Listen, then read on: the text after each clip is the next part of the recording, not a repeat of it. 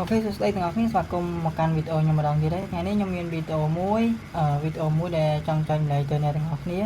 អំពីប្រភេទ account ដែលយើងគួរតែស្គាល់វាទៅតាមតម្រូវការរបស់យើងណានេះពេលដែលអ្នកទាំងអស់គ្នាចង់បង្កើត account វា load មកបែបនេះហើយនិយាយទៅពេលអ្នកទាំងអស់គ្នា open account មកវាមាន5ប្រភេទ account តាមខុសគ្នាខាងលើនេះដែលគេដាក់ពាក្យថា standard account នេះaccount នេះគឺ standard ធម្មតាទេ standard ធម្មតាទាំងអស់គ្នានេះ standard ហើយសម្រាប់អ្នក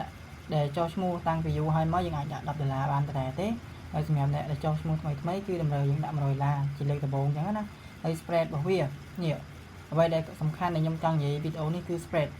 របស់វាទាំងអស់គ្នា spread នេះ account standard របស់យើងគឺ spread 0.2 pip ដែលស្មើដូចជា0.បើយើងគិតជាលើ$វិញយើងចូល0.1ដូចជាស្មើ7.20 សេនអញ្ចឹងទាំងអស់គ្នាឲ្យ leverage របស់យើងបានមួយលើ unlimited ហើយអត់មាន commission ទេនេះហើយសម្រាប់ទី2 account សេនអ្នកដែលទៅចាប់ដើមឬក៏ដែលមិនចង់ខាតលុយច្រើនណាគាត់ទៅចាប់ដើមគាត់រៀនហើយគាត់មិនសូវជាមានលុយច្រើនគាត់លេងជាមួយនឹង account សេននេះវាគុណសម្បត្តិគុណវិបត្តិរបស់វាគឺ spread របស់វារៀងធំ 0.3 ទាំងអស់គ្នាហើយដាក់លុយដូចគ្នាសម្រាប់អ្នកដែលចុះឈ្មោះតាំងពីដើមមកគឺ$10ហ្នឹងហើយ leverage ដូចគ្នាទាំងអស់គ្នាហើយសម្រាប់បើក leverage ពេលអ្នកគ្នាលេងដំបូងហ្មងបង្កើត account ដំបូងហ្មង leverage ក៏បានមួយលើ unlimited ទេតើទាំងអស់គ្នាបើក position ដូចជាប្រហែលទេដូចជា10 position ក៏ប្រហែល 0.05 ឲ្យគ្រប់10 position អញ្ចឹងទៅយើងបានបើក leverage unlimited បានហើយមួយទៀតនេះគេហៅថា professional account ណា professional account ប្រភេទ professional account វាមាន3 account វាមាន3ប្រភេទខុសគ្នា Pro Raw Spread និង Zero Spread នេះសម្រាប់ Pro នេះគឺ spread វាតិចជាងគេ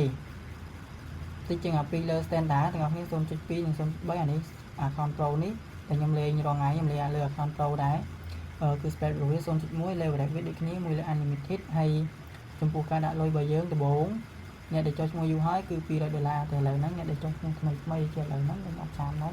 ខ្ញុំអត់បានទៅ check មើលទេហើយអានេះ leverage វាដូចគ្នាអត់មាន commission ដូចគ្នាហើយសម្រាប់ raw spread នេះ raw spread នេះគឺវាអត់មាន spread ទេទាំងអស់គ្នា0.0ចូលទៅភ្លាមគឺអត់ខាតទេយើងអត់ខាតទេប៉ុន្តែអ្វីដែលយើងខាតគឺពេលដែលយើងចូលទៅគឺគេកាត់លុយយើងតែម្ដងតែអ្នកទាំងអស់គ្នា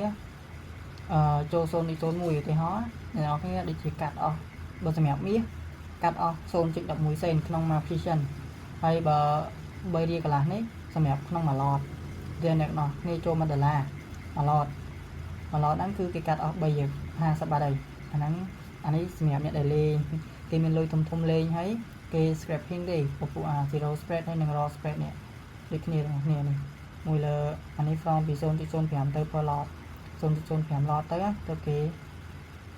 ដូចគ្នាទាំងគ្នាហើយ0.0 pip ដូចគ្នា spread របស់វាអានេះទៅតាមប្រភេទ account នីមួយៗហ្នឹងទៅអ្នកទាំងអស់គ្នាបើសិនជាมันមានថវិកាគ្រប់គ្រាន់សម្រាប់លេង professional account ទេអ្នកទាំងអស់គ្នាអាចជ្រើសរើសយក standard នេះបាន standard នេះវាសមស្របហើយ 0.2 វាមិនទៅជាថ្លៃប្រហែលទេវាមិនទៅជាខាតច្រើនទេពេលដែលយើងចូលតែអ្នកដែល scrapping ហើយចូលលឿន3-4 លេខអីហ្នឹងអ្នកទាំងអស់គ្នាអាចជ្រើសរើសយកដូចជា zero spread នេះក៏បាន raw spread នេះក៏បានដែរទៅតាមតម្រូវការអ្នកទាំងអស់គ្នាទៅតាម